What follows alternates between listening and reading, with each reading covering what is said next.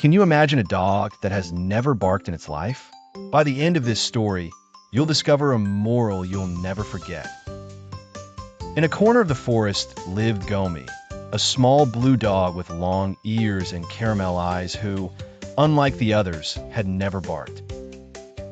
The other animals in the forest looked at him strangely.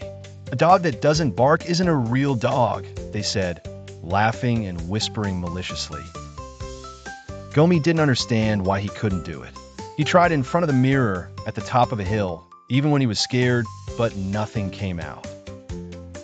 Next to him lived Bolita, a bouncy squirrel who wore sunglasses, loved rock music, and collected heart-shaped nuts.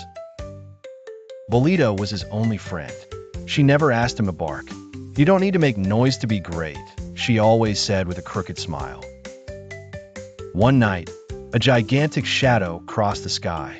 It wasn't a cloud, nor a bird. It was a strange creature with wings of smoke and eyes of fire. The forest trembled. All the animals ran to hide, except for Gomi, who stared at the sky as if hypnotized by that terrifying presence. The monster descended slowly, and wherever it touched the ground, flowers withered, trees lost their color, and total silence fell. "That's the light eater," whispered Bolita from behind a bush. "It turns off the stars to feed on the dreams of sleeping children." Gomi trembled.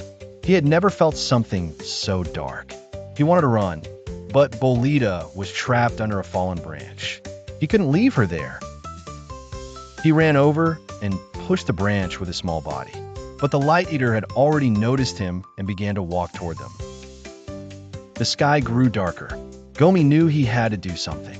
He looked at the monster and opened his mouth, hoping that finally a bark would come out.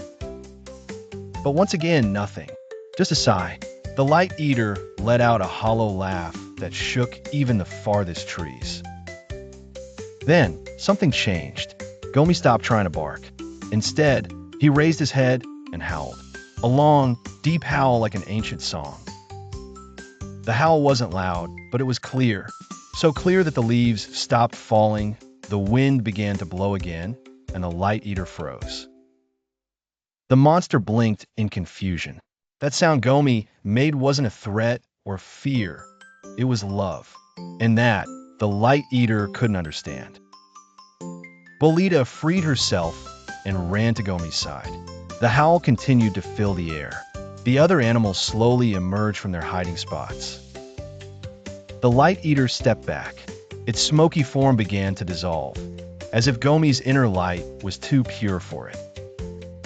A shooting star crossed the sky, and in that instant, the monster vanished. The whole forest was left in a silence full of relief. Bolita hugged Gomi, crying with joy. "You didn't need to bark. Your voice was more powerful than 1,000 screams." From then on, Gomi became the guardian of the forest. He didn't bark. He only howled when necessary, and everyone listened. The animals who used to mock him now admired him. "The dog who doesn't bark but can sing to the stars," the birds would say. Once a month, during the full moon, Gomi howled, and his song traveled to nearby towns, where children slept peacefully. In schools and town squares, his story was told.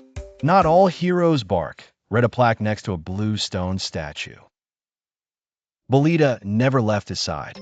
Together, they explored distant forests, snowy mountains, and even danced with fireflies on the hilltop.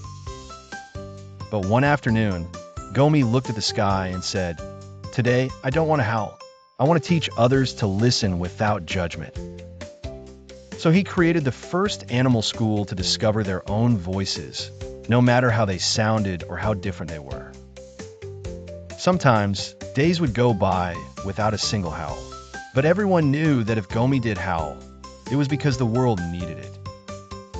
The forest learned that not all sounds have to be loud to be heard, and that the bravest thing is to be yourself. Moral: you don't need to be like others to be valuable. Your voice, however it sounds, can change the world if you use it with your heart. See you soon with more magical tales that will make your imagination soar and touch your heart with every adventure.